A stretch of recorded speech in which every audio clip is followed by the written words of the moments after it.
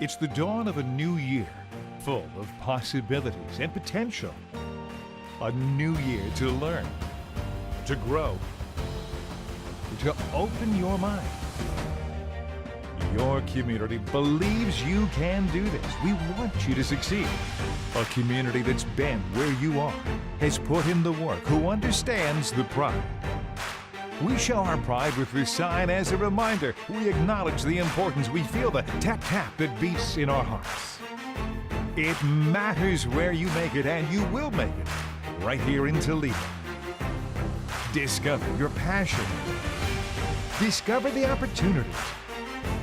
Discover all that TPS has right here for you. This year is yours. Take the challenge head on and start molding your own future today. We are ready for the year ahead. We are prepared for success. We are.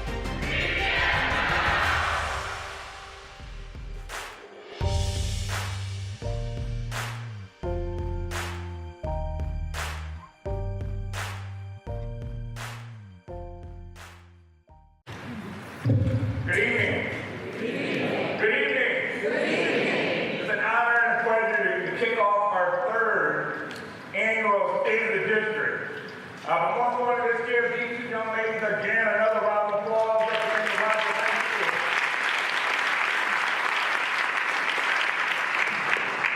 With that said, and as I'm getting a good sense of the State of the District, one of the things that we do is we try to make it a little more informal and casual. As you can see, the furniture that we have before you today, rather than speaking from a podium, we're going to bring many individuals who are part of the work from whether it's organizations within TPS, as well as other partner agencies, to begin to speak about the work that they're doing with TPS, as well as the work TPS is doing within itself, to truly make a difference in the lives of our students, as well as the lives of the community. And so with that said, we're going to give you a good sense that we're going to go through and between each of the presentations, we'll have a video to have us a good transition into the next segment. So with that said, I want to make sure that I acknowledge key individuals. One, our cabinet. I'd like to thank each member of our cabinet as well as directorship. All that they do, we give them a round of applause, please.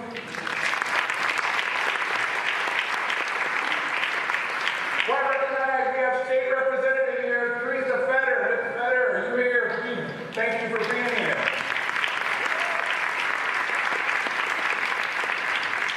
And then I want to introduce our supporting Board of Education, Ms. Polly Taylor Gerkins, who is currently our board president. Next we have Stephanie Eichenberg, who is the vice president. And then we have Mr. Perry Lefevre, who is our board member, but Mr. Lefevre had surgery 2 weeks ago. Still recovering. I ask that he stays in each and every one of our prayers, and he is still here with us in spirit, and he served the community well. Next we have Mrs. Chris Barwig here. And last, the longest serving tenure of a board member of 10 years, we have our own very own 05 from the East Side, late graduate, Mr. Bob Baxter. I turn it right over to Mike. Ladies and gentlemen, please welcome Ms. Terry Sherwood, principal at Bowsher High School, and Ms. Mona Al-Hayani, history teacher at Toledo Early College.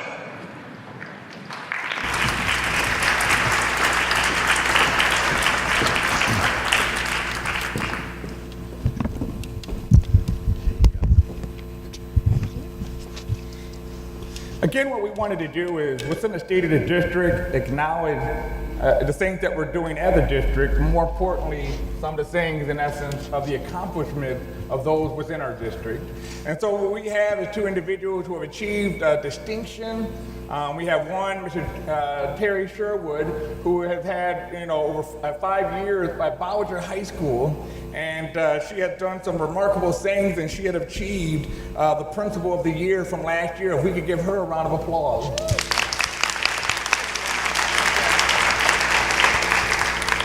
And at the same time, we have even a distinguished honor, is that we have, for the first time in the history of TPS, we have an individual who has accomplished the State of Ohio 2019 Teacher of the Year, Mona L. Hayani.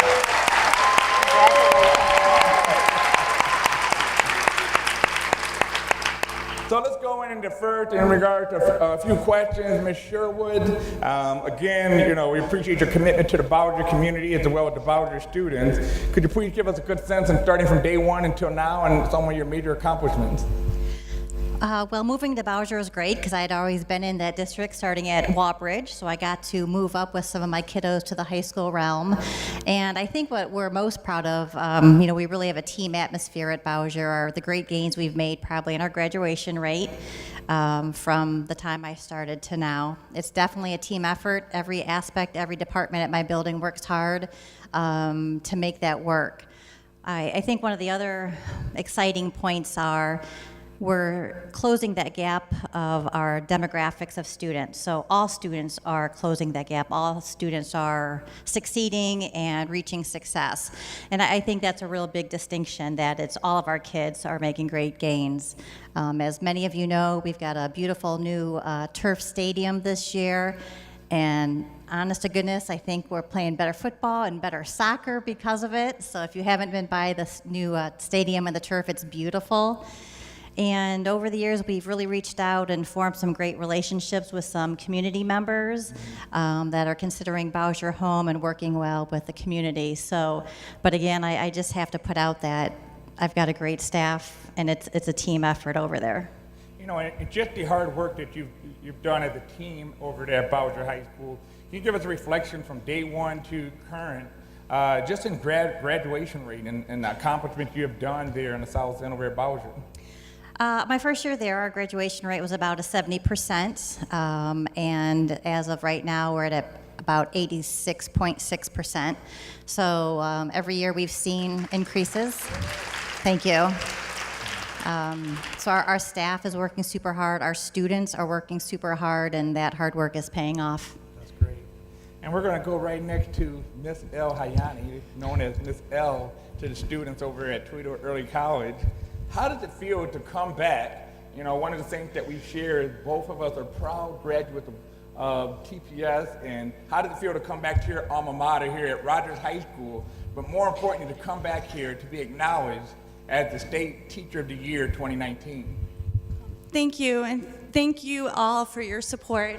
I did not know I was speaking, so I'm unprepared as a teacher. So being back at Rogers is very important to me. I went to Hawkins, I went to McTighe, I went to Rogers. All of my mother's 7 children graduated from Toledo Public. My parents were immigrants to this country.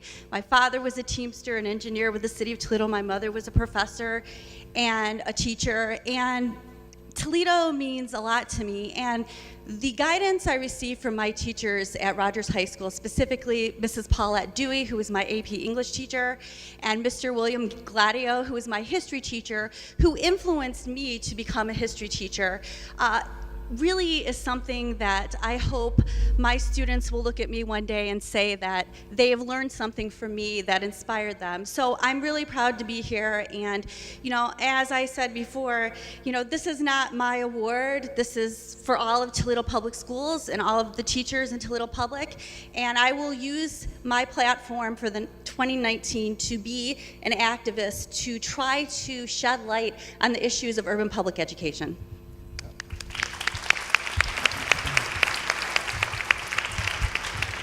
So with that said, we had provided both a plaque for both Mrs. Terry Sherwood, Principal of the Year, chosen by the Superintendent and the Cabinet for the work that you've done at Bowser High School. Thank you for all that you have done. Thank you so much. Yes, ma'am. And then we have Ms. Mona L. Hayani, 2019 Teacher of the Year for the State of Ohio. Again, great accomplishment. Continue to be TPS proud. Thank you for all that you have done. Thank you.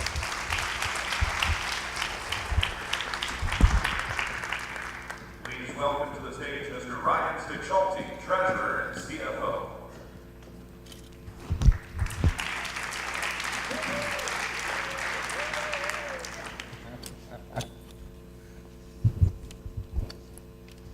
So again, in education, I think one of the most challenging aspects for superintendents and school districts across the country, it's a notion of always having to be on the ballot, always looking for support. from the community, but you can't have a true state of the district if you don't have a good gauge on the state of your finances. And that's what TPS is doing to ultimately continue to evolve and progress at the highest measures, but more importantly, doing it and being good stewards of taxpayers' dollars and getting the most out of their money in the further education to achieve each for every child. And so with that said, in talking to Mr. Steck Schulte, could you give us a good sense, in essence, what we're doing as a district from a financial standpoint, the efficiencies and effectiveness of the district in operation? Yeah, so currently we have some efficiency projects going on, such as switching all of our external and internal lights over to LED. We're also changing over our HVAC controls, so we'll be able to monitor our buildings and control the utility usages we use. Another area that we're becoming effective in is that we're implementing some new software that will allow the teaching staff to make purchases that are of nominal value easier than having to go through the process that we have right now. This will allow them to spend more time in the classroom instead of having to fill out paperwork. And then we talk about, in essence, of data. As I always tell people, that data is more than just giving a good sense of where we're going with instruction. But more importantly, data, we begin to look and dig deep and understanding how data impacts the dollars that come into our district by the notion of whether it's career tech or ADM or all those things, and that our revenue is truly impacted by making sure that we have accurate data, which allowed us to bring a chief information officer on board, and that individual worked closely with the finance office. If you give us a good sense of how that has impacted by truly having alignment of data, but more importantly, how it impacted the revenue into the district. Right, working with Mr. Henley's office, we've been able to verify the career tech data that has been submitted to the state to verify that they were using accurate data. After reviewing the data, we realized it wasn't accurate, and with Chad's help, we were able to generate an additional $3 million annually for the district in career tech funding. So one of the things is just digging into it that I showed a reality team presented to the board as what we do with the community and the Chamber of Commerce is that within the front line, within the main offices, as well as within central office, when students come into the district, they are all coded with a number. And if that number, if not set accurately, could truly impact and trigger the finances. So an example, you may have a child who's 5, 6 years of age, I'm gonna register this child into kindergarten. And before you know it, and realize that the child has been registered under a code that says half-day kindergarten, but the child spends the whole day in school. What do you think the district gets in funding? A half-day funding. And so what we found is that we began to look at really our coding of students in kindergarten, as well as making sure how we code our classroom, our core studies within the career tech. We were able to generate extra revenue. That was money that we felt was at the table. Now it's ultimately within the district, truly exhausting every measure of whether it's making sure we accurately identify our students, accurately identify our courses of study, at the same time looking at Medicaid and other things to exhaust the measures of getting as much money as possible to ultimately increase the education for students. And we appreciate Mr. Steck Schulte and our Chief Information Officer for doing those things. But when you look at, in essence, Mr. Steck Schulte, is that we have a levy obviously coming on the ballot and a renewal. One of the major questions always asked, how did we end up with 2 issues of renewal on one ballot? And if you could explain that and go through that, what the issues are and et cetera. Yeah, so we have issue 5 and issue 6. The reason they're on the ballot at the same time is because of the way the levies were structured previously. Issue 5 is an emergency operating levy that is being asked to be renewed for 10 years. And issue 6 is a combination levy of operating funds and permanent improvement funds that's being asked to be renewed for every 5 years. So every 10 years, these 2 levies will always be on the ballot at the same time. That's the way they were structured from the original. We are not allowed to go out further on these, so we use the maximum amount. The 2 levies, the issue 5 will generate $15.7 million for the operations of the district. Issue 6 will generate $9.8 million for operating and an additional $3.3 million for permanent improvements or capital expenditures. This represents 6% of the total operating budget for the district, and the capital side is 100% of the budget for capital improvements. So again, these are renewals. This is not a new tax that'll be on the ballot. And we're excited with the campaign that has come together. And we're expected as a district not to be able to go back on the ballot to 2022. Some of the commitments that we have given to our community since the 2014, that we said we would not ask for new money, but continue to exist and operate and continue to make money, revenue within our own operational system, which we have done a great job to be balanced over 5 years to be able to do that. And within that, you know, Mr. Secretary, could you give us a sense of the award and accomplishment that your department has achieved through the state? Yes. Well, first I want to indicate that the levies are renewals, and they roughly will cost the homeowner over a $65,000 value about $20 a month. So we're not asking for a lot. The award that Dr. Duran is talking about is the Auditor of State awarded the award of distinction to the district for having a clean audit, which means that our internal controls, our policies are all up to date, and they have not found any deficiencies in those areas. So again, we want to thank you for all the work that you've done and the partnership you've done with the local agencies in the state of Ohio of being very transparent. We use Checkbook Online. We were the first, the second school district in the state of Ohio, and working with the state treasurer, Josh Mandel, and making sure that you can view and access all our checks as a district. The transparency within that, as well as everything is on our board doc that you can access at our own website. There's nothing that happens in the treasurer's office that potentially you can't view yourself in the expenditure that we use and as of using taxpayers' dollars. So with that said, again, we want to thank our treasurer, Mr. Deck Schulte, for engaging and taking part in this today. Thank you. My name is Zoe Flores, and this is how I got to Harvard.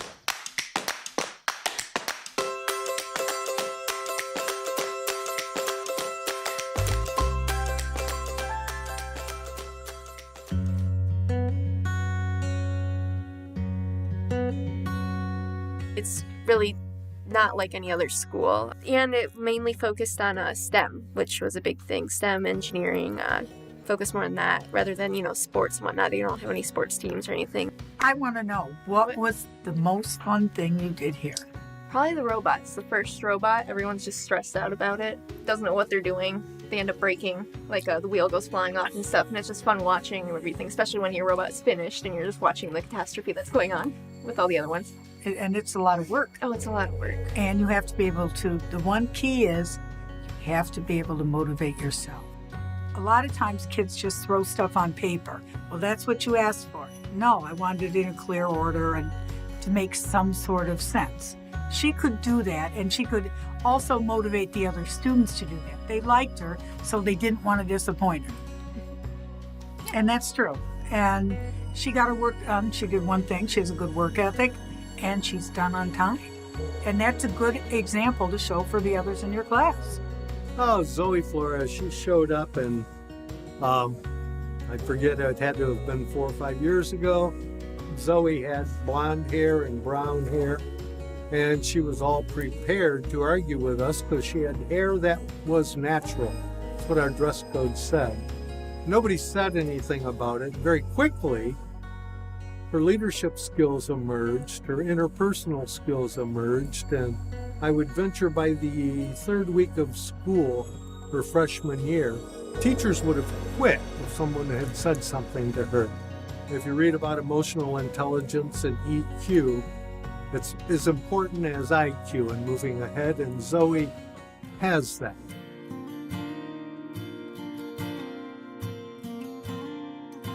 Well, I went to TTA for one class because I was introduced to the College Credit Plus program because I was advancing, I guess, too fast for their courses, or they couldn't keep up with exactly what I needed. So the CCP program was new at the time, so they didn't know much about it. We kind of both delved into it together. In regard to College Credit Plus, it's one of our programs that, particularly students who are gifted as well as students who are ready for the rigor. What we try to do is we have built into the district 12 associate degree pathways, along with just continuing to get accreditation towards a bachelor's program. And so we have a lot of students who are very great in going about making sure they get their high school programs done much earlier in advance, and moving on and getting into the college credit program. And many of them spend their entire day at the university than they do at the high school. And at the end of the day, that's the goal when we say college and career ready, is truly making sure that you give each and every child an opportunity to spend as much time engaged in curriculum of college level or being at the college level themselves. I first met Zoe in fall 2000, going into the fall semester of 2015, so it would have been over the summer. At the time, I think that she might have been looking towards engineering, but the thing is for like a lot of students, I don't think that she necessarily had her specific major in play. So what we did was we made sure she took classes that went towards multiple degrees. She worked with us. She had an open mind. She trusted that the plan was in her best interest. I took full-time semesters for 6 semesters, sophomore year, junior year, senior year. And I get full college credits from that, and I have about 64 right now college credits. Have paid nothing for taking them. It's just crazy, especially taking stuff over there, because I call UT sometimes my high school. Definitely going there boosts my GPA, just kind of shows how, driven I am. So I submitted it to Harvard, ended up getting in. I wasn't even to Harvard! That's great. It's not even 7 o'clock. No, it was 7 o'clock, and I refreshed, and then there was this giant thing, and it says, congratulations, you are in Harvard. You are in Harvard. See, that's me. That's me right there. That's me. They're inviting. You got it!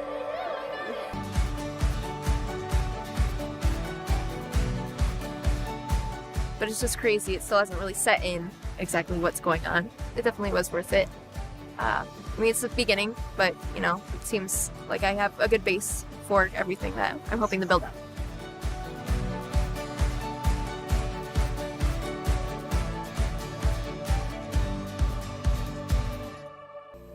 Please welcome to the stage Mr. James Stallman, Executive Transformational Leader of Curriculum and Instruction, and Mr. Keith Hershey, a teacher at Bowsher High School.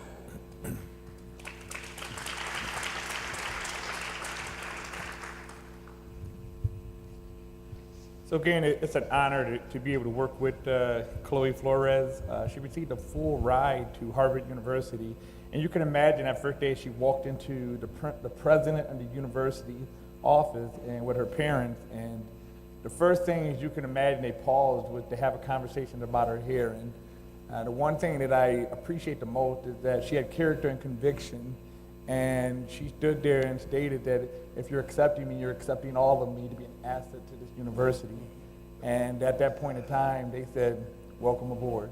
And so that's truly what it's about, to be TPS proud, to ultimately continue to fight and be proud about where you come from and who you are as an individual. But more importantly, you can attend any university in the country to achieve and accomplish high things. So in essence of talking about curriculum and talking about academia, state report card points to some of the things in essence of what we do in the classroom in the state of Ohio. And so just with the release of the most recent state report card, we brought our chief academic person, Mr. Jim Galt, to begin to engage in conversations about some of the highlights as well as some of our challenges, as well as what we're doing as a district to really have an impact on the lives of students within our schools.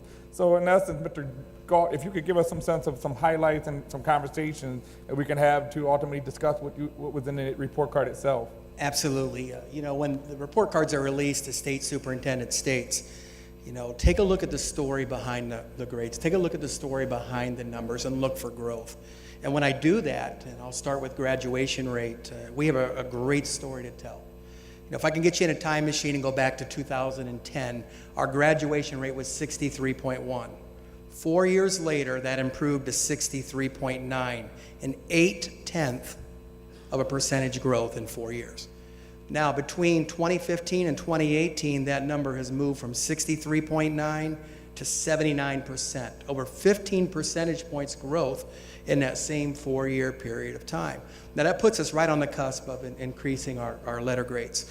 And it goes to show that the programs that we put in place, AVID, looking at early warning systems, et cetera, and taking a look at each individual child and making sure that in 4 years, they're able to walk across the stages making a difference. And the thing that really excites me, it's all kids. If you take that 4-year window again, Whether you're a student with disabilities, whether you're economically disadvantaged or minority, we're seeing growth rates of between 15 and 20% from what was in 2014 to what happened here in May in 2018. So it's exciting just to look into those subgroups and to be able to see the impact that we've had on our minority population, students with special needs, those with the lowest socioeconomic status, as well as a grade as a graduation rate as a whole. And so one of the things that, as Mr. Gaud as well as myself has been taking a look and saying, look at prior years and going into the grad rate that existed in TPS for many years, is that we had averaged around 61% continuously for 5 straight years. And so one of the things we've done in essence of adding stimulus and changing things the way we handle operation has had a huge impact in the graduation rate, not only for all students, specifically in areas at one point in time our minorities were only graduating just barely over 50%. And we're now sitting over at 76 to 77% for minority students, and we're still climbing that bar and continuing to get them up to ultimately to the highest of performance. But at the same time, when you look at those who have focus, career tech, and I don't know if you want to go into our career tech program and the impact it's had on grad, as well as the thematic schools that we have developed and achieved to expand upon. Absolutely. Well, let's talk about career tech. I mean, everywhere you hear, we want to ensure that our students are college and career ready. If you're a career tech student in our high schools, your graduation percentage in terms of over the last 2 years is well over 90%. So over 90% of students that are in our career tech programs are graduating. Now, if you're going to one of our thematic schools, and I'll define a couple of them. We learned a little bit about Toledo Early College today. There's also Toledo Technology Academy. We have Jones Leadership Academy. We just opened the ANSAT, the Aerospace and Natural Science Academy of Toledo. We have waiting lists to get into those schools, and when you look at their graduation rate, they're over 98% of the students that are graduating on time in 4 years, college and career ready. So as we're looking at that and heading towards the future, we see that there's a tremendous demand from our parents. There's tremendous results as we look to continue that success. So the thematic schools, you may have heard them as magnet schools. And what they are is they're schools that have no boundaries within the state of Ohio. So some of the people will say sometimes when I have to call a snow day and I have to make it at about 5 o'clock in the morning, it's because we have students who are traveling an hour just to come to one of our high schools. And so it's through that we have to make sure that we are making calls much more early because we know those kids are coming. But more importantly, a thematic school has a focus when those students come into those schools. That is not a traditional high school, but a high school that has a focus, whether Toledo Early College, a focus of being an early college advancement on the campus of the University of Toledo, Toledo Technology Academy, which is robotics, which you have industry involved into the education with their engineers of their program, Jones Leadership Academy of Business. These individuals walk out potentially with an associate degree from Owens Community College, as well as a pathway to the University of Toledo, as well as Bowling Green, merely through growing through the program. And obviously, last but not least, the Aerospace and Natural Science Academy had 3 associate degrees built within it, as well as 5 certifications those kids can walk out. Literally at 19 years of age, starting at $75,000 of salary or higher, literally working on planes in any airport in the country. But more importantly, we want them to work here in Toledo Airport. And so within that is that we continue to expand upon providing more magnet schools as well as what we do in traditional schools, but also in conversation about what we're doing in the elementaries and potential magnet schools as well as in K-3 literacy. Sure. Well, we opened up 2 new magnet schools in our elementary environment this year. We have a STEM Academy over at Chase that year in and year out is showing A-rated value growth and moving the needle. So what we've done is we've seen that type of curriculum with a project hands-on around that science, technology, engineering, math, and adding the additional M of medicine is really resonating with our students. So at Marshall and McKinley this year, we were able to transform those schools into STEM academies with boards that sit with ProMedica, Owens Corning, et cetera, industry that Common is helping us as we prepare for our students for the jobs of tomorrow. Now, I'll talk about K-3 literacy. In the curriculum world, there are 2 major hurdles that students face. There's graduation, which is your end result, which at the end of May in 4 years, students should be able to walk across the stage. In 3rd grade, there's the 3rd grade reading guarantee, and this is a high-stakes test like none other. If students don't score at a specific grade level, they are ineligible to move forward into 4th grade. It doesn't matter what their attendance rate. It doesn't matter what their teacher says. It doesn't matter what their test scores are. They're unable to move on. And over the last 2 years, we have seen our percentage in terms of hitting that mark go from 70 to 85%.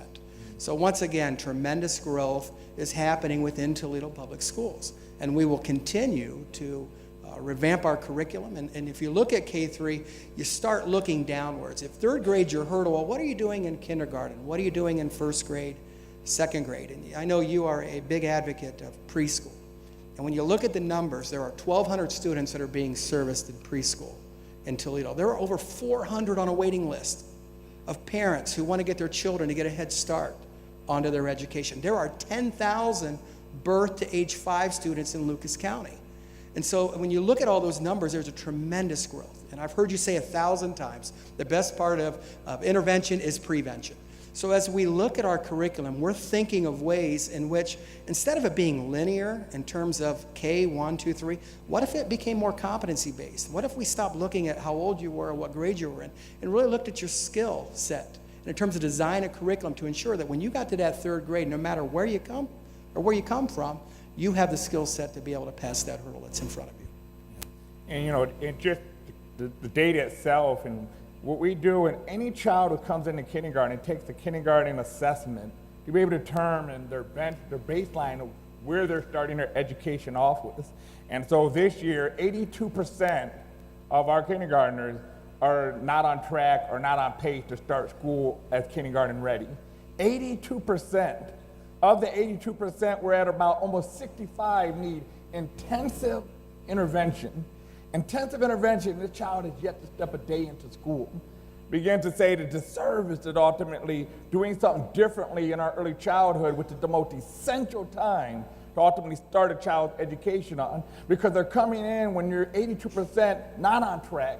Many are needing 2 years that they have a gap between where they're at and where they should be. And those 2 years have to be made up somewhere within 180 days as you move through each and every school year. And so when you talk about early childhood education and the impact and those things, as well as what we're doing in essence of competency-based, begin to talk about essence our demographics and those that we're serving within the district and giving a good sense of a TPS. Sure. Well, we have over 23,000 students. I have to talk about our enrollment just for a second, because 5 years ago, we were on a downward trajectory year after year after year with a loss of enrollment. That stopped 5 years ago, and we've had an increase every year since, and we're looking at an increase this year to where we were over 1,746 students more now than what there were 5 years ago. Now, not one type of student defines those 23,000. You saw the story on Zoe Flores. In a few minutes, you're going to hear from Mr. Hershey. Maybe he'll talk about his children that attend Bowser High School. Maybe he'll talk about his students that he sees every day as CCP or in his AP courses. But there are other students who come that have challenges. You know, of our 23,000, 27 are categorized as homeless. That means that A, they're in a shelter, they're living with a family, they're couch surfing, looking for a place in terms of that is not their home, that is still, you know, continuing with their education. We have 400 students who are in foster care in terms of that they're not with their families. They're with a foster parent who's taking care of their education. 24% of our students are students with disabilities in terms of it could be multi-handicap, specific, it could be speech, but come to us with some challenges that need additional support. And 86% of our students are economically disadvantaged. So when you look at that and you look at our entire population, it's encouraging to know that more than 2,200 students are in career tech courses than what they were 2 years ago. That 11% of our graduating class walked away with a high school diploma and college credit. So there are great things happening, and we serve us all, you know, in terms of whether you're going to Harvard, whether you need additional support to graduate and walk across the stage in 4 years, but TPS applies all to all.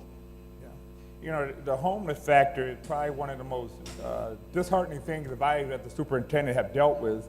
As you read in my bio about young men of excellence and young women of excellence, truly puts me in touch with the elements of students that is just heart-wrenching, and some of the things that you have to see that you would not know of just merely because they're part of the mentorship group. And I always tell people that, you know, I always get gas downtown in downtown Toledo, And the day that I come from a Young Men of Excellence event with my suit on, I'd sit and pump gas and look over on a rail and see a homeless gentleman and look next to him to see one of my Young Men of Excellence sitting on that rail. And the only thing that hit me the most is when he saw me, his eyes literally smiled, and he came running over to me. And at first I didn't think nothing of it, but then as he talked to me and I said, "You were supposed to be with us. We just got done serving the community. Where were you?" And when he says to me as an 11-year-old, "Dr. Durant, life is rough out here," I began to look to realize that what I saw on his shoulder was a bag, and his whole life was hanging over his shoulder. That was his entire living, sitting in that bag that he had on his shoulder. And it just dawned and touched me as an 11-year-old when he says life is rough. And sometimes we make jokes and say that our kids don't know what it means to be rough. And then I look in that situation, I begin to recognize the reality, because this young kid was identified as one of our gifted students. As 11 years of age, he was enrolling into high school by the time he turned 12. And so it was those things that he had touched me on, and then he tipped me off and said, "Go to Navarre Park at 9 o'clock over by the pool." I go to Navarre Park around 9 o'clock over by the pool, and there's another student under a picnic bench. And so it just really touched me, and once you get into it, you start realizing where more and more students are. I mean, it came to the point that I found another student in the basement of one of our high schools. That's where he was shacking up at. He figured out how to get and had his own place. And when I went down there and caught him first thing in the morning, he was reading a newspaper. I said, "I can't take it past you reading a newspaper, but at the same time, let's have a conversation about what we can do for you." And it's those type of things that truly makes a difference when you're really working with kids to really understand when you see those walks of life. But more importantly, let's talk about College Credit Plus and getting into some of those things. And I'm going to steer Mr. Hershey into the conversation as we switch between him and Mr. Galt. Now, Mr. Hershey, you got a unique experience. Mr. Hershey is not only just a teacher, Mr. Hershey is not only just a coach, but Mr. Hershey is also a parent, and more importantly, one of the most competitive kids in the school, as well as the school district. Give us a sense of your perspective as obviously a teacher of College Credit Plus, as well as distance learning. How do you feel, in essence, College Credit Plus has an impact for students, in essence, now as well as the future?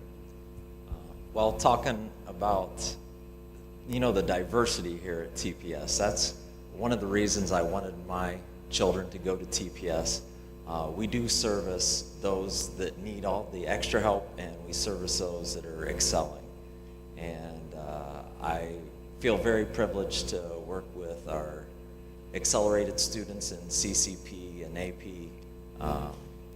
We teach statistics, calculus, and Math 1340. I have students this year who are getting 14 credit hours just this year alone in the distance learning lab with me. They don't have to go to the other, to UT or BG and travel. They can stay here at Bowsher, or at Wade, or Rogers, wherever they are. And could you describe just the distance learning? The technology we have in TPS is far advanced, and it allows opportunity for our students. If you could speak to it a little bit. I mean, I noticed you talk about statistics, which I know is statistics is considered the most feared course in college coursework at the university, and I know you're teaching that in high school. The distance learning lab is something that's unique to TPS, and I appreciate all the money you guys put into it, because these labs are very expensive. We have state-of-the-art equipment. There's flat screens and projectors. The students at all the schools can see me. I can see them. It's just like they're in the classroom with me. They talk to me. Some of them don't like to talk because they're afraid the other schools will think bad of them. But once we get over that, it's just like we're all in the room together. And getting back to that diversity, I like that all the schools are together at the same time. We joke about games that we have against each other, and it's just nice to be able to travel to all the schools and feel TPS proud, not just Bowsher proud. And so Mr. Hershey has competitive twin boys. I believe sophomores, and are they number one in the class as of right now? They're tied for number one, yes. Chip off the old block, I would say, to maybe. I think their mother had something to do with that. But again, in essence, we talk about College Credit Plus.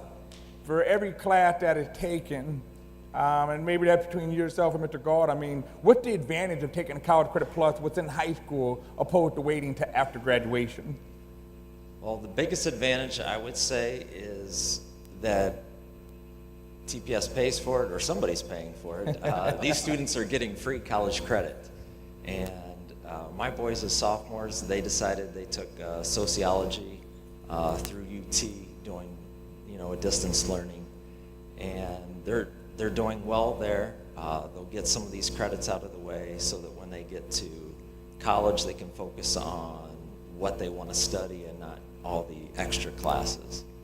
And so we're giving them a head start before they get there, and I appreciate that opportunity we give them. The nice thing about College Credit Plus is that it allows students to accomplish anywhere between 0, 40, associate degree, up to close. We have kids over 90 credit hours towards college credit. Understand what we're doing with taxpayers' dollars. We are stretching beyond the walls of just a diploma.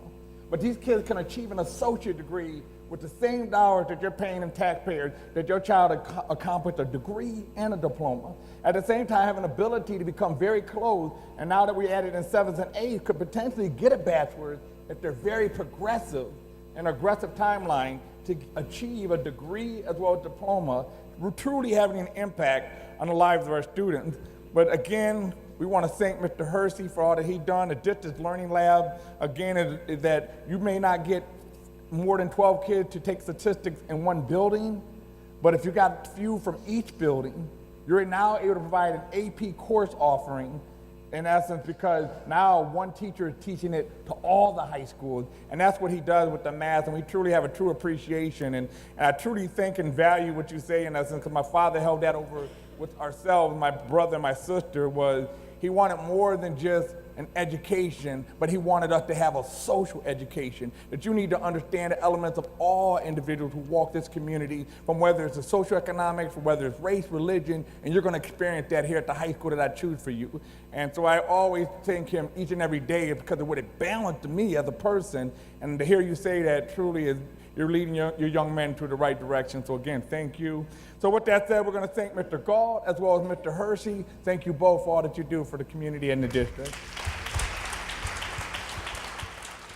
We're a 3-year high school career tech program where students not only graduate high school with their high school diploma, but also with a airframe and power plant rating from the FAA, and we've got a good portion of our students that will graduate with a 2-year college degree upon completion of the program. Upon graduation and receiving their certifications, a lot of our students will go straight into the industry, working for a lot of your larger companies, Boeing, Lockheed Martin, Delta, a lot of your airlines and so forth. But we get a lot of students as well that will work in corporate aviation. Some will pursue careers being pilots, and many will just work on small aircraft here locally for a while before they venture out and expand their horizons in the aviation industry. A lot of our students are here because they're looking for something different than the traditional classroom. What's great about what we do here is we don't just sit in the classroom and learn about physics and algorithms. We actually, once we go through a curriculum, we actually come out and apply it in our hangar on our aircraft. And using that curriculum in a practical application is what allows these students to retain that knowledge. And a lot of that is what sparks the interest, the fact that they're not just sitting in the classroom learning, they're also using their hands and applying them in a practical application. To get your A&P license as an adult, it would take you probably close to 3 years and cost you anywhere between $50,000 and $80,000. Our students graduate high school with that certificate, and what's great about it is it's all paid for by the state of Ohio. It does not cost our student one dime to attend out here. One of the most important things about the Aerospace and Natural Science Academy, again, obviously the hands-on learning, but that wouldn't be the max element of the impact of their education as much as it is the partnership that goes on within those schools.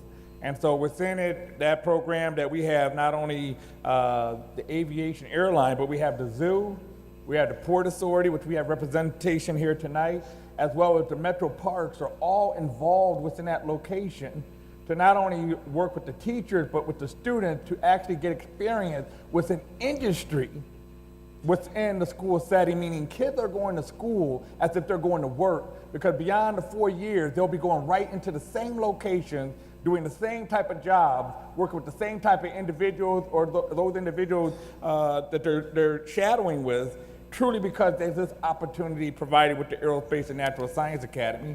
And so what we have here today, we have Mr. Tom Demetru. Mr. Demetru has went through not only just as a teacher, but rose his way up to the senior director in the Career Technology Program. Been with the district around 16 years. If you could give us a good sense, in essence, of how you've seen career technology grow within TPS from your perspective. Well, it's interesting. I'll start when I was a classroom teacher. When I was in high school, I didn't hear about career technology. I didn't hear about it when I was in college, and so when I started, I was actually an English teacher here at Rogers, and I didn't know much about career tech in those days either. I knew we had different career programs in the building, but it's funny, I remember teaching a class one day, and I can't remember how it came up conversationally, but one of the students made an offhand remark about going to the aviation program. I got kind of snickered at it, and I thought, oh, you're going to the aviation program, right. And I didn't think much about it. And I didn't research it. Candidly, I didn't take it very seriously. A couple years later, I was teaching some students in a construction English class. We had a construction careers academy, still do here at Rogers. Came up again, and then I realized, my goodness, this district actually does operate an aviation program. And a few years later, down the road, when my employment here in the district saw me land temporarily at that time in the career tech department, I had an occasion to go out there and visit it, and then lo and behold, you had aircraft with TPS proud on the tail. I went from building to building, and honestly, as I discovered the programs, we have 30 career fields in this district, 44 programs. I realized, man, this is the way you do it. This is how you do education. This is how you engage the students authentically, and I was sold. But when I started, it was about 8 years ago now, the truth is that career tech wasn't really at the forefront the way it is now. And I think that's, it's a product of national and statewide workforce need, but I also think it's a result of the commitment of our Board of Education to career technology, and certainly to you, Dr. Durant. Career technology not only has a seat at the table, but I feel like regionally we're leading the way in terms of the way we program across the district and the career development continuum that we've created for students. We're making significant strides, and you talked about some of them earlier tonight. An exciting time to be in career tech, because it's one area where we get to bring all the pieces together and work in the best interests of students, but also in the best interests of our regional industry, and thereby the community as a whole. I know coming soon, as we are looking to launch an expo, a career expo, coming in January. If you get a good gauge, in essence, of what they can expect at the expo, the process for that, as well as how we incorporate our 7th and 8th graders. I will. One of the things we did that really led the way in terms of regional career tech providers is in 2016 we implemented 7th and 8th grade career tech, and the intention was to begin a systematic career development process for students. We in the 6th grade implemented our Naviance, which is our college and career readiness assessment platform, computer application.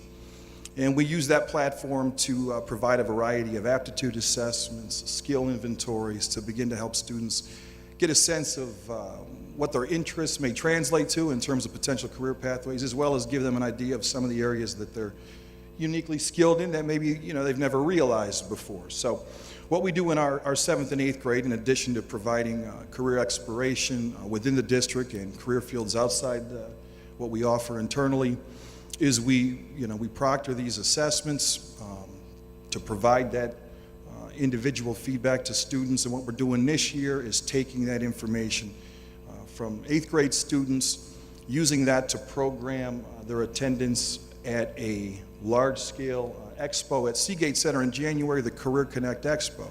We're going to have all the career fields represented, and then using the data I talked about, we're going to determine exactly which interactive career exploration exhibits the students attend. And this is not a job fair now. This is for 8th graders. We are going to incorporate a job fair on the last day for our graduating seniors. But for the 8th graders, what we want it to be There's not just visiting tables and reading brochures. Every one of the career fields, whether it's medical technologies, whether it's construction, whether it's auto collision, is going to have an interactive activity where the students can actually do something and create something and take it with them. And our intention is to really give them some hands-on experience with these potential career opportunities, and subsequently they're going to go back to their schools and begin to blueprint. We're going to call it a declaration. Have them formalize an idea of what direction they want to go in when they start in high school the following year. So we're really excited about that, and we hope to grow it in the years to come. You know what, I love it the most because it's data-driven and using our technology of Naviance to really be the inception of what direction kids begin to explore to ultimately achieve a career and opportunity. One of the things I hate the most is when you ask a child, what do you want to do and what are your interests? Many of them have a difficult time discussing that, and I'm talking at the college campus. I'm not talking in high school. In college campus, you're still undecided on what you want to do. What we want is kids to begin to discuss majors in junior high school, 7th and 8th, because we give you an opportunity to take advantage of our technology and say, here are your strengths based on this assessment. Based on your strengths, here are all the careers that align to your strengths. But more importantly, as a district, as the expo, here are the programs that align to your strength that ultimately you can go into when you go into high school. That sets your course of study. Now you have a vision of why you're going to high school, because we said in career technology, over 90% we have graduation rate because kids have a direction. They have they can apply what they're learning to ultimately what they're doing within their school time and time frame. And what's in that, if you could talk before we roll into our industry partner, to talk about internships and what we're doing as well as our placement rate. Well, we've made significant growth in our internships. As recently as 5 years ago, we didn't incorporate internships systematically across career technology. So we had maybe 80 students annually who would participate in internships representing maybe 4 or 5 career programs within the district. We've increased that number every year. I mean, that's really a result of industry coming to the table collaboratively, a culture and climate that the district has created, and certainly reflective of the commitment of our regional industry community. We're now placing 500 students annually into various work placements.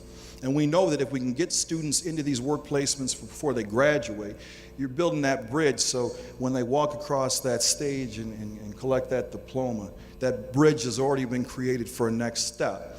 And that's something that career technology is actually held accountable for, and I think it's a direction that education is really going to transition into, is that in career tech, although we do have a four-year graduation rate that's now over 90%, we're also held accountable to the state for what's called post-program placement, and that's a reflection of where do the students go, what next step do they take 6 months after they graduate. And we're tasked with either landing them in employment, in enrollment in higher education or some form of training, or enlistment in the military.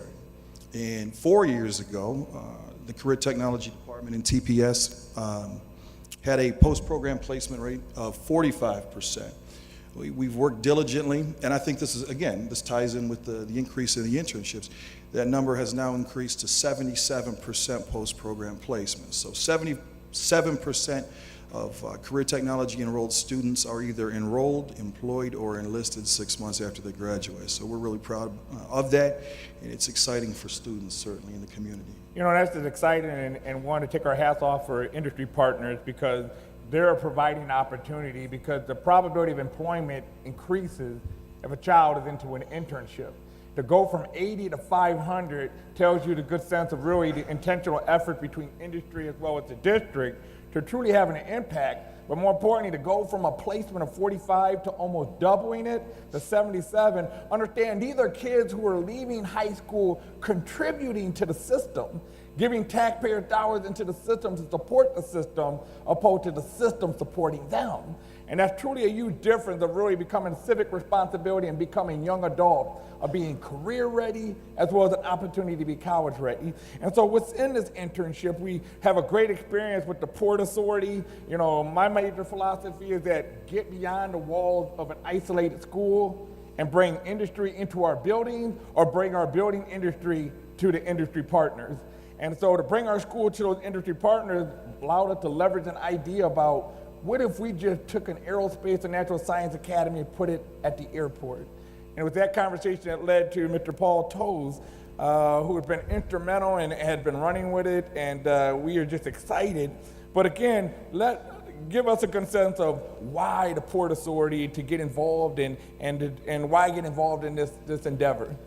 So the aviation program that you saw the video on has existed at Toledo Express Airport since 1983, so 35 years. It was relatively quiet, sleepy little program, and then along came a couple of guys by the name of Brad McDonald and Rich Naves, and they sparked an energy into that program and an enthusiasm. But the program, the way it's set up, was a challenge because the students would have to take classes at their regular school during the morning. Their parents would then have to come pick them up and take them out to the airport in order to get the technical training at the airport for the program. Many parents work, don't have the ability to do that, so it really left out a lot of students that didn't have the opportunity to take advantage. So Tom and his team, and the enthusiasm that they were generating down there, they approached us. We happened to have a facility that Flight Safety leased from us, and they had shut down their flight training operation back during the economic downturn. And we were able to work it out so that TPS now took that facility. We were able to negotiate a lease termination with Flight Safety, clean all of their equipment out there. It was basically being used as a storage area. They've done a wonderful job of creating a wonderful classroom environment there. Now students from not only TPS, but all over Northwest Ohio, which we're really excited about, have the ability to engage in this program. And they are out at that facility all day long. They don't have to rely on their parents to come pick them up at noon. And the reason this is so important, there's an estimated shortage of about 115,000 mechanics in the next 15 years. The average age of an aviation mechanic in the United States is 52 years old. So we have kids coming out of this TPS program with a high school diploma, almost enough college credit to get an associate's degree, and an aircraft and power plant mechanics license, walking into industry. Industry is sucking them up as fast as they can.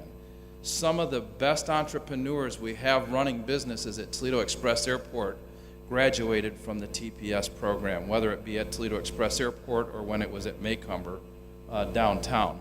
And companies like Toledo Jet Center, Dave Corwin graduated from that program. He now employs 75 or 80 mechanics. Almost all of them came through this TPS program. Our biggest challenge now that TPS has made this investment and has basically filled the pipeline, our big opportunity now is how do we keep those students, all of those students that graduate here in Toledo. And it's a great opportunity for us, and it's part of our strategic plan going forward.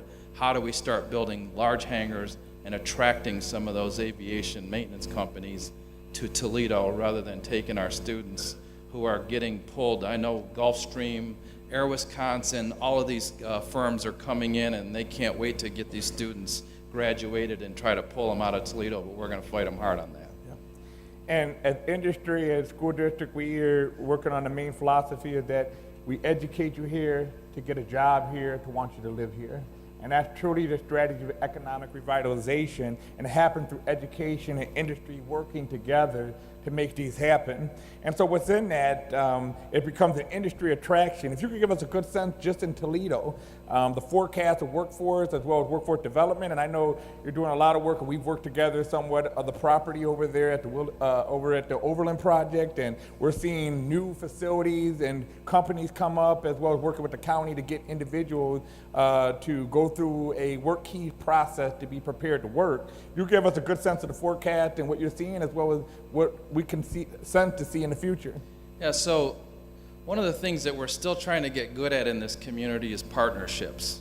We're getting much better at it, and I got to tip my hat to Dr. Durant and the approach that he's taken. We've built trust. We understand that both sides need to be in a partnership, and it's been a great expression of that. The Overland Industrial Park's a great example. The old Jeep site, the Port Authority bought that property in 2010, we have since developed, we got about 550,000 square feet of buildings out there. We have somewhere around 600, maybe 650 jobs out there in the poorest census tract in our community.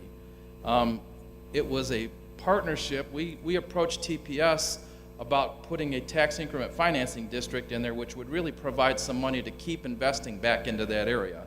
It's great to redevelop the 70 acres, but we got a bigger vision, and the TPS has shared that. And so when Dana Corporation and DMS, between the two of them, they have about 600 jobs on that site right now. But when they came to us, we reached out, the county, I have to tip my hat to the Lucas County workforce and the commissioners and the vision that they had. Everybody got engaged, and we really reached into that community.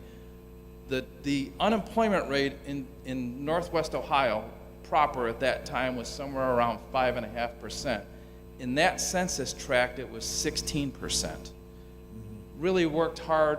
I know you held a couple of large events at the local high schools there, and we really worked hard to try to engage and employ the people in those neighborhoods, and that's really what's going to help lift the whole community up. You know, and again, I can't say enough, industry and schools working together to ultimately provide opportunity for our youth to ultimately go into having jobs, community members going in there and having jobs that ultimately is contributing again to the system itself. I can tell you I'm proud to drive past the Overland Project site, because if you Google search it, there was an article that was stated by one day, and a guy had reference that said, passing through Toledo was like passing a third world country after a war. And they were looking at the leftovers of what used to be there based on when the plant had left. But now that same individual drive past there today would see a new version, and that's what we're doing here in Toledo, and as well as we're regaining and rebuilding our infrastructure to really provide opportunity. And with that, I want to make sure to point out Mr. Pete Gerkins, who represents our Lucas County Commissioner. Thank you for all that you've done, in essence, to being part of this, because this has really had made a huge push and taking Toledo to the next level.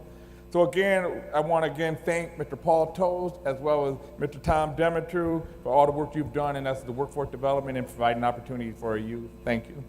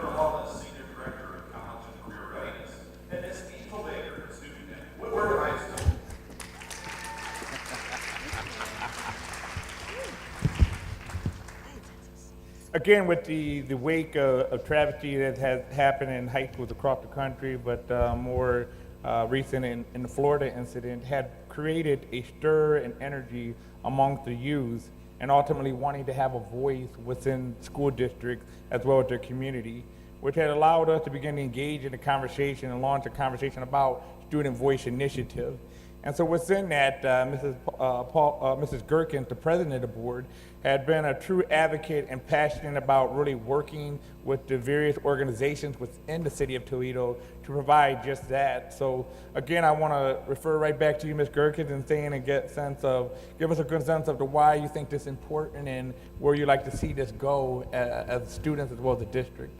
Thank you, Dr. Durant. I just want to say it was sort of a culmination of a perfect storm, if you might. A year ago, just about right now, a couple of my colleagues and I attended a voter forum. We were on the ballot, so it was political right from the start, that was hosted by a group of students. And we all came out of that forum saying that of all the times we've run for office, it was the toughest voter forum that we've ever attended.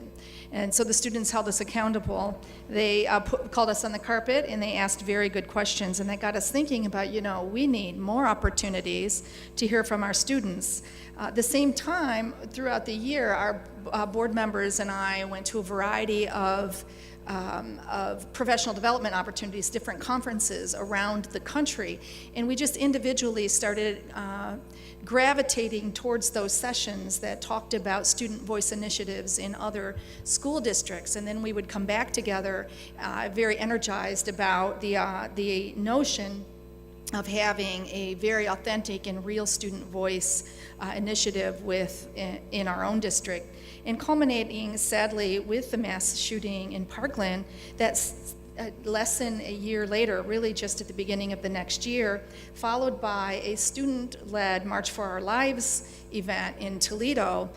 We had those same students again wanting to be heard and wanting their agendas to have a further audience. So we hosted, as Dr. Durant mentioned, the board hosted a group of students. They sat in our seats on the dais, and they were able to articulate their own platform to us and to some community leaders at large. And sometimes you think these movements take forever. Lots of things, especially in public education or in government, seem to move at glacial speed. But really, this was a year ago, about right now.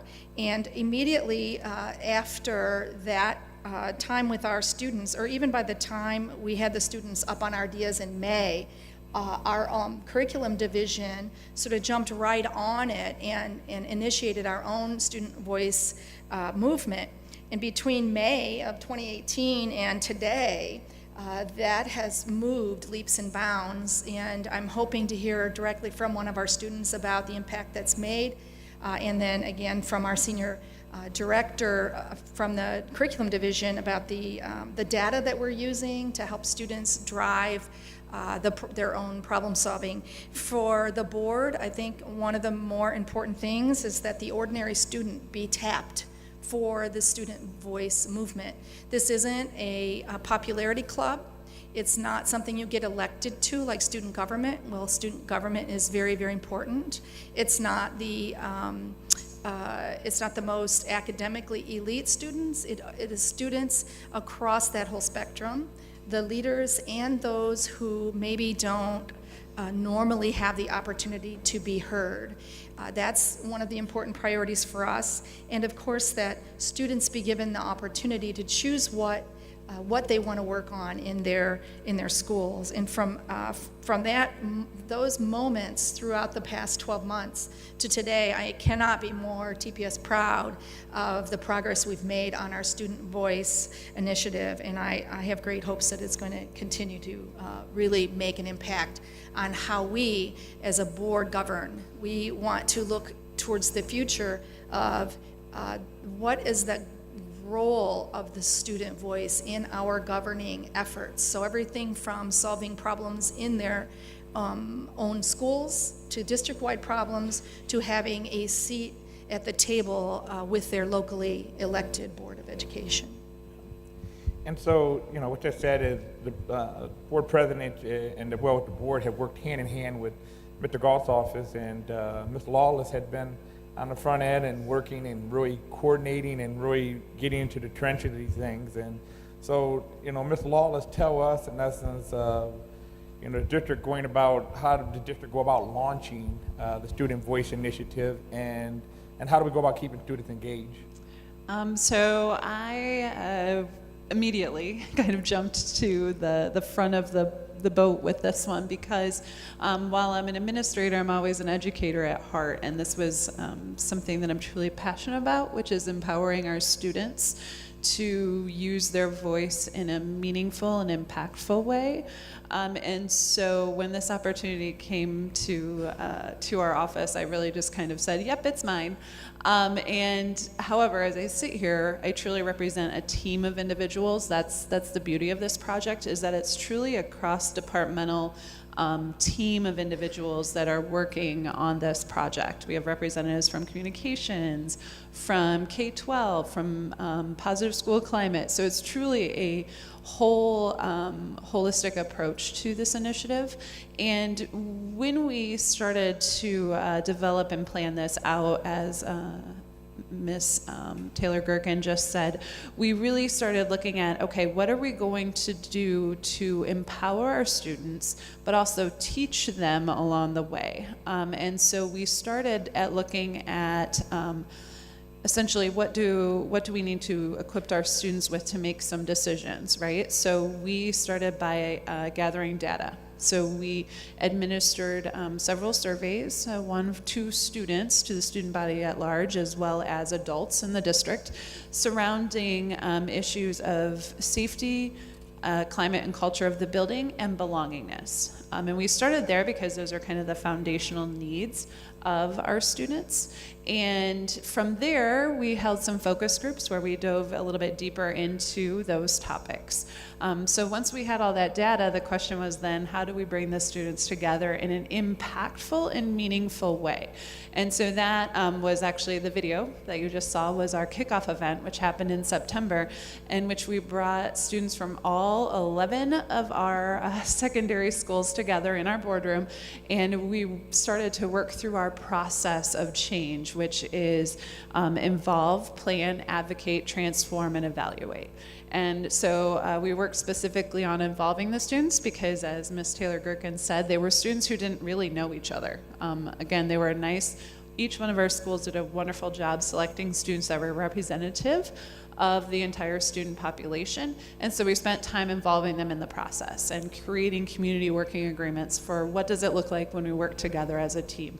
And then throughout the day, we dove into the data, and each school left with action steps of things that they wanted to address when they got back to their buildings.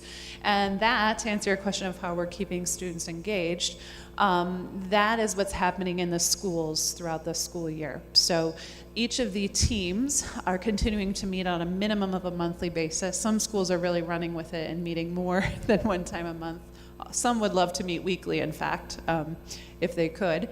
And from there, they're coming back together with us 2 more times, one time in January as kind of a check-in, and then a culminating piece, as well as planning out next steps and how do we continue to make this a sustainable project that will continue to impact students and then perhaps expand to having a district level voice as we proceed into the next school year.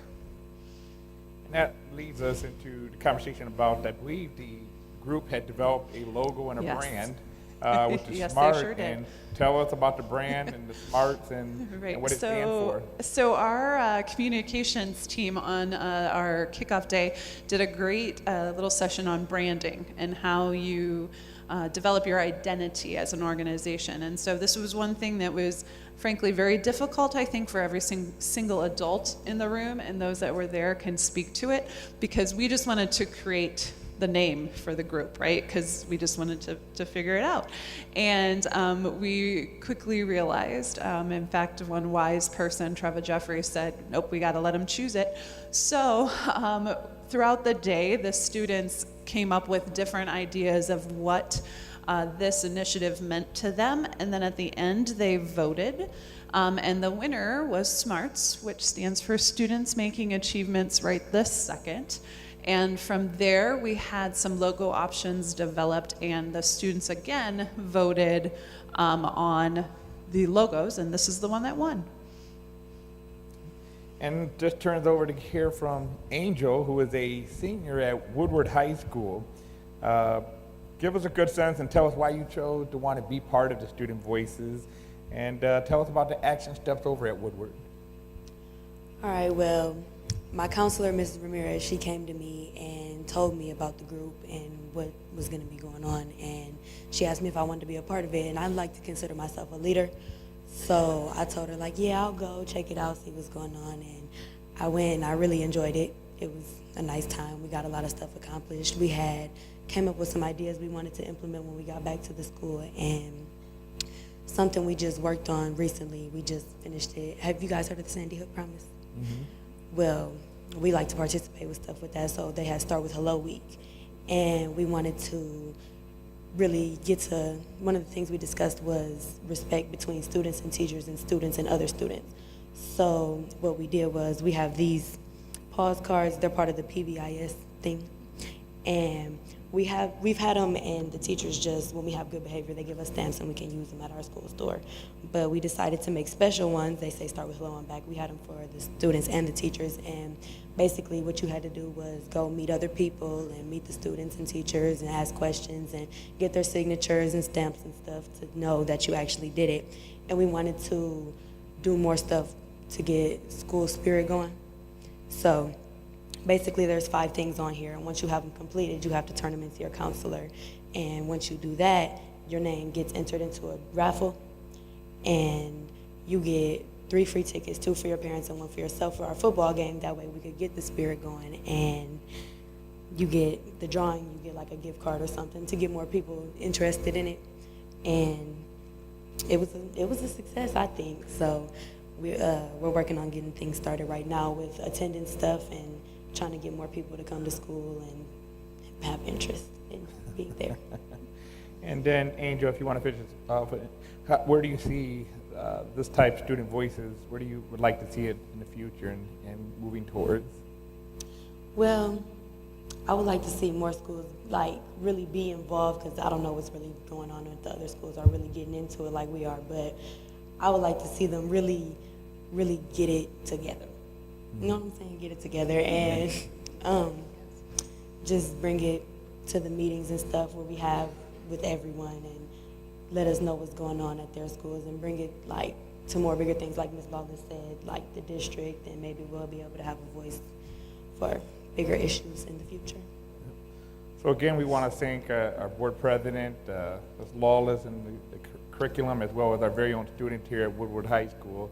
Hope to see you cross the stage come May and shake their hand. So again, thank each and every one of you for the Student Voices. Thank you. In 1918, the First World War was finally over, and across the globe, countless communities began to rebuild. In this same year, a collective group of business owners, religious clerics, and community advocates came together with an idea. In their small, drafty downtown office, they brought an extraordinary vision to fruition. The Toledo War Chest, a then small nonprofit, was officially established and would do what seemed lost after the passing of this dark historical hour: uplift and create opportunity for those struggling in our community. Over the course of a century, this group morphed into an organization we now know as United Way. Since then, over $600 million have flowed from our doors and out to those who needed it most. Some of our partners have been here since the very beginning, and others are just now joining us. Today, we provide funding for 68 community programs at 53 local nonprofit agencies. These are institutions that help progress our mission to strengthen the areas of education, financial stability, and health. Despite tragedies, disasters, and economic uncertainty, the donors, volunteers, and advocates of United Way stood tall and carried our mission to improve lives. Because when we work together, when we stand united, hand in hand, shoulder to shoulder, we are able to witness the true power of kindness and empathy. These are the unwavering values that kept us here for 100 years and will keep us here for 100 more years to come.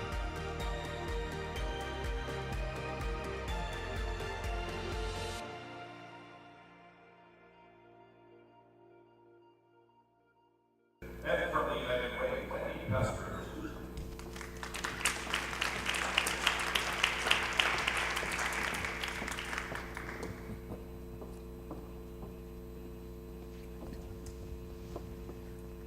we'll start with our partnership, United Way.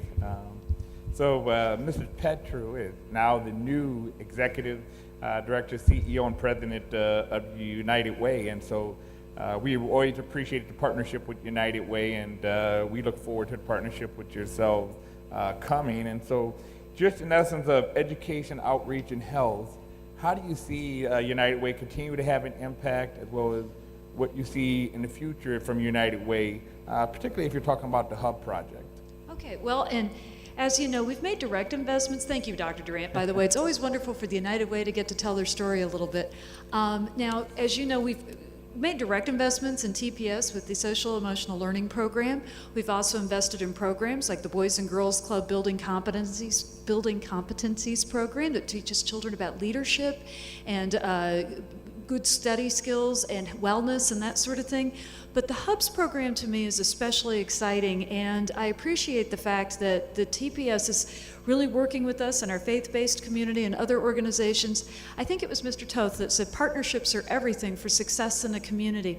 So taking the Schools as Community Hubs project to another level, we'd like to add some more schools. And essentially what we're thinking, it's like a mini United Way in each of your schools where we address issues of homelessness, food insecurity, behavioral health, economic needs, that sort of thing in the families. And it's a nice anonymous space. It's accessible to families, and they can understand more about the services available to them with United Way partners, with partners in the faith-based communities, and a number of other spaces. What I like best about this is teachers can then teach. We know teachers spend a lot of time focused on addressing the whole student's needs, and sometimes that can be pretty rough on your day at school. So we'd like to sort of compartmentalize, help the schools become stronger, and Dr. Durant, we appreciate the opportunity to learn more from your folks about how to make this work.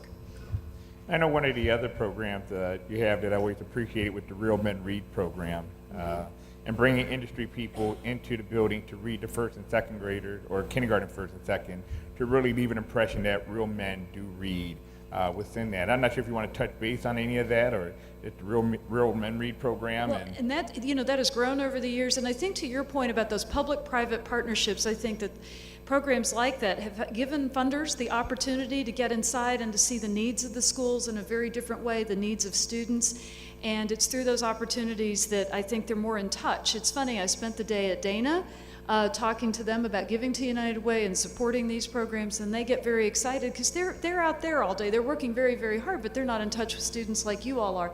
So that being said, I think Real Men Ready and some of these others just help them understand the work a little better. And at United Way, we're working a lot harder to bring our contributors into the agencies and into the schools as hubs so they can understand the program. Throughout the spring, they'll receive many invitations. We want to see these partnerships grow and escalate, and the understanding funders have of the good work you all are doing. No, we appreciate your perspective. I always think it's unique because she comes from the world of education as a teacher, then was an attorney, and now the CEO of United Way. So you got them all in one garment in essence of providing for the community. But I think as you talk about our partnerships and such forth in United Way, there's another extension of a partnership here in Toledo, which I always look at as being Holy Toledo, and that's the church within itself. And Ms. Brax, if you could tell us about your partnership and how long and what you have done to really make things happen with the school that you work with.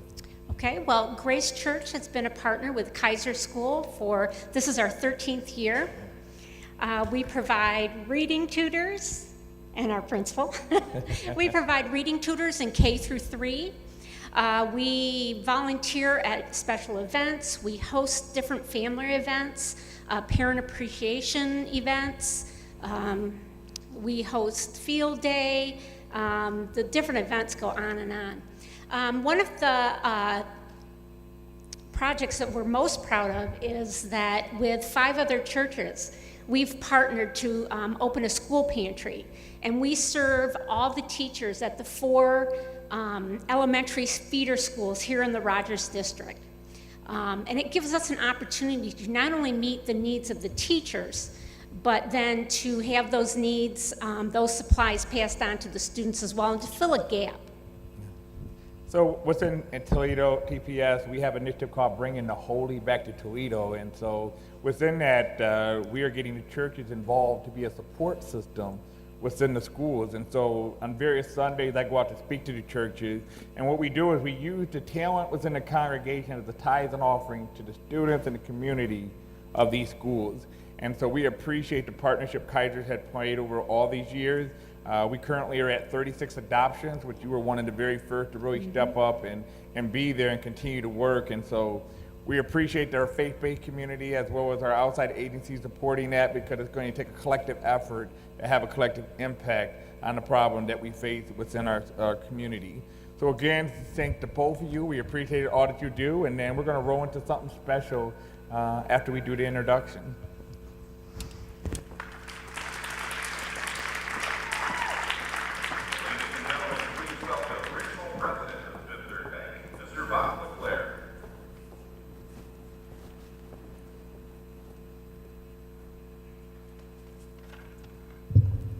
Hi, I'm Bob LeClaire, and I am the regional president of Fifth Third Bank, TPS grad, a 1977 graduate of Libby High School. School's not here anymore, but I do have my blue and gold on tonight. So, Dr. Durant, I got to tell you, I'm really disappointed though. At Libby High School, I never thought it would be cool to be a bank president, but I did think it would be cool to go on the Johnny Carson show and be interviewed from a couch. So I was really looking forward to coming over and sitting next to you, and you gave me the podium now. But thrilled to be here this evening, and I'll be really quick because we've had a lot that we've covered tonight, but I'm also on the Toledo Public School Foundation Board, and we're a board that has been around for quite some time, but I will tell you we're re-engaged and we have a new agenda. And historically, what we've done through the foundation is we've brought money in each year and we've given money out each year in the way of foundation grants. And that's worked pretty well for us for a lot of years. But a group of us got together and we said, you know, we can be so much more if we really look for alumni and community leaders who want to pay it forward through the foundation. And so we came together a couple years ago. We hired a new executive director. And our mission right now is to really promote quality education programs through supplemental funding. If you know what's happened with school funding over the last few years, it's been a real challenge. And so we hope through the foundation that we can do the other things that aren't able to be done through your traditional school funding. So we have 5 areas that we're really focused on: career tech, workforce development, leadership development. We think that's a really important component, whether you're an educator or a student. STEM initiatives, obviously very important part of what happens within the walls of TPS.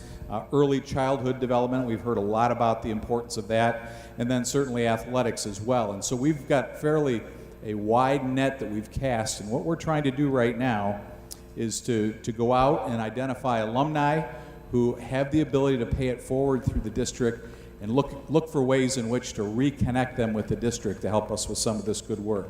One of the things that we're really excited about right now is our Community Impact Grant Program, and that's an opportunity for for teachers to apply to the foundation for grants that will help fund some of the really cool things that they're doing in the classroom, some of their initiatives, techniques, innovative ideas that they may have, and so these teachers can apply each year to the foundation, and we want to make sure that we can be kind of a catalyst for making really cool things happen in the classroom. When we start talking about some of these grants, one of the things that I began to talk about down that trip down memory lane was a teacher that really had a big impact on my life at Libby High School, and he was really what I needed at the time, and he was kind of tough, kicked me in the pants when I needed it, but really was somebody that, when I look back, was a pretty important person in my life back then. And so we came together as a foundation. We said, wouldn't it be really cool to honor an educator, have an honor an educator program? And so I'm going to show you a quick video about my teacher. I'm hoping that it's just the first one of many, many who will step up and honor an educator through the work in the Community Foundation. So if we could roll that video.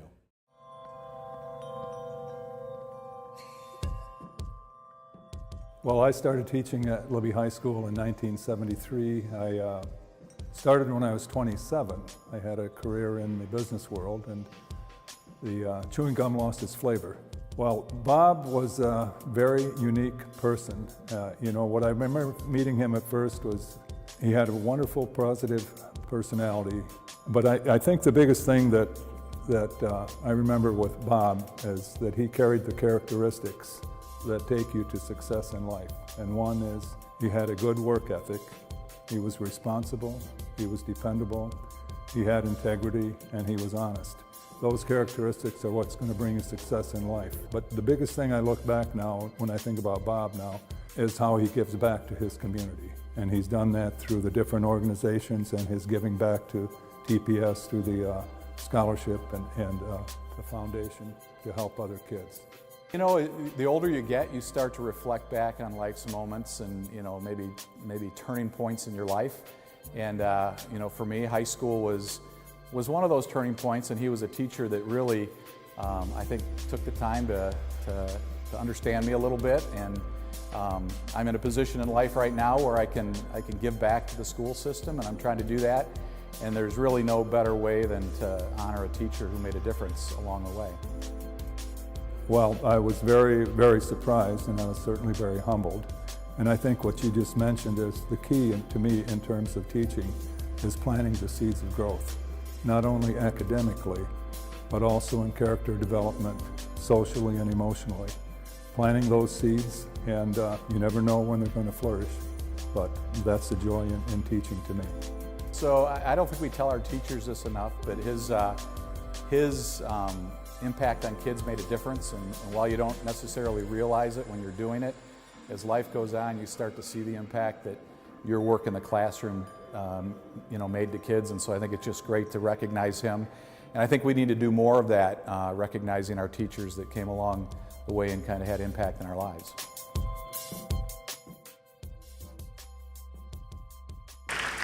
It's an amazing how he was so much older than me when he was teaching, and now we look about the same age. He looks great. He's been a great guy. My only shout out there is we all have teachers who made a huge difference in our lives. I just call on all of you to think about those stories. We'd love to hear them at the foundation. We'd love an opportunity to recognize other educators as we move forward on this front.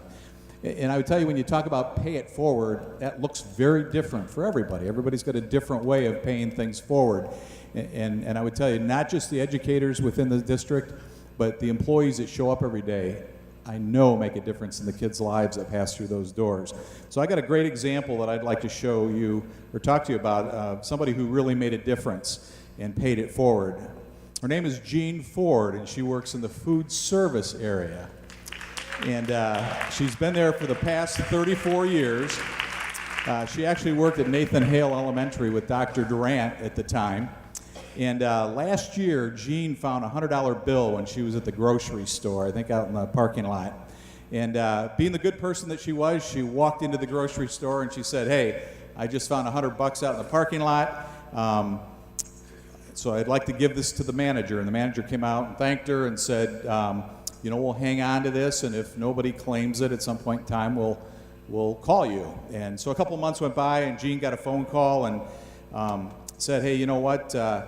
Nobody claimed that $100, so it's yours." And so Jean went into the grocery store to get the $100, and you know, most of us would have a plan for that $100, whether it be going out to a nice dinner or going out to the mall, doing some shopping, maybe opening a Fifth Third Bank savings account.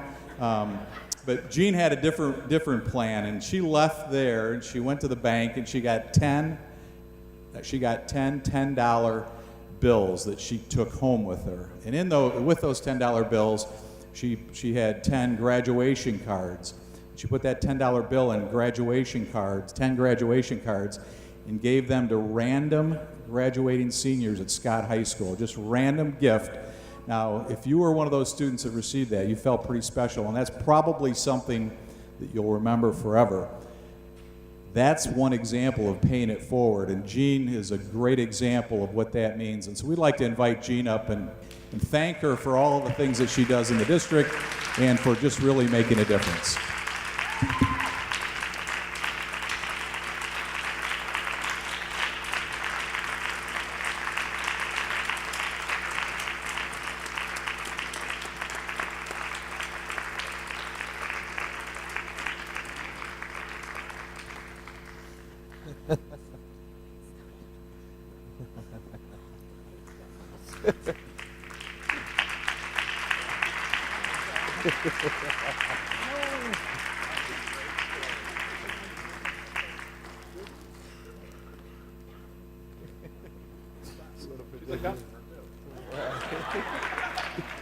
and a TPS Proud experience jacket. So. Very proud of you.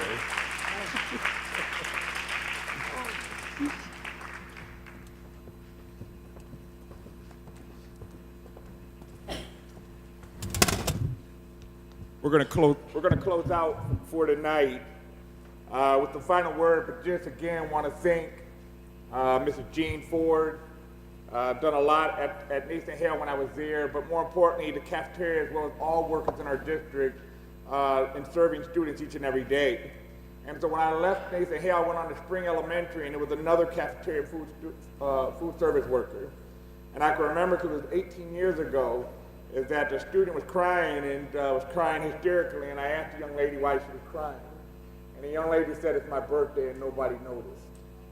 And so Ms. Ford just happened to have Ms. Rodriguez just happened to have a cupcake that day, and she gave it to her and told her happy birthday.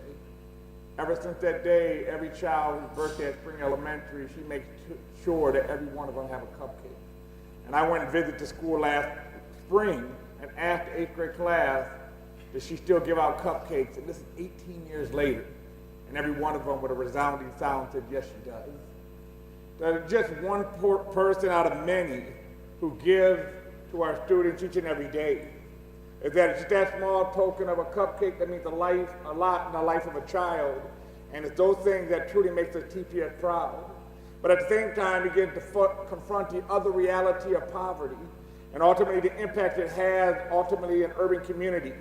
This in 1964, Lyndon Johnson said poverty was America's greatest challenge. 45 years later, poverty is America's greatest challenge up to today. But I ask you today, in 64, he declared war on poverty. And I ask us as local officials, civic responsibilities, civic officials, as well as the district to join together to declare our own war on poverty here in Toledo. That we take it on and no longer turn a blind eye to the things that exist within urban communities, that we all work together jointly in governmental officials as well as school districts to address one of America's greatest challenge. And it can all be done, but it happens on the work each and every day that we do. So again, I take my hat off. I know it's stretched a little bit longer than normal, but again, it's a true appreciation to really talk about what's going on in the state of TPS. Again, just as I leave out each and every time, I am TPS proud. I'm a proud graduate of Wade High School, class of '94. Thank every one of you for coming out and your support. Thank you.